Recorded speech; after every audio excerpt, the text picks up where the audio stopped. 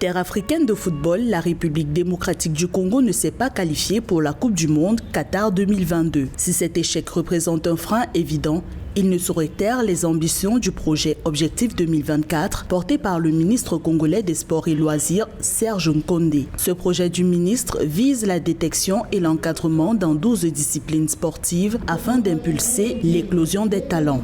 Avec Objectif 2024, nous allons garder une dizaine de fédérations.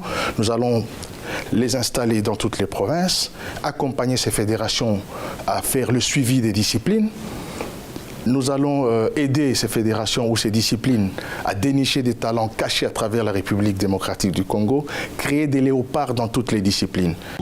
Le président Félix Tshisekedi nourrit le projet d'un développement global des 145 territoires du pays, un essor dont le sport n'est pas exclu. C'est dans cette logique que le chef de l'État congolais a instruit l'organisation rapide des États généraux du sport, censé créer une base solide pour l'accomplissement du projet Objectif 2024. Nous siégeons dans le comité de pilotage du programme des 145 territoires, notamment. On a un programme de mettre dans chaque chef-lieu des 145 territoires au moins un stade municipal. Et quand on parle de stade, ce n'est pas seulement le football. Autour du football, il y a aussi des annexes pour d'autres disciplines, notamment le handball, le football, l'athlétisme et tout.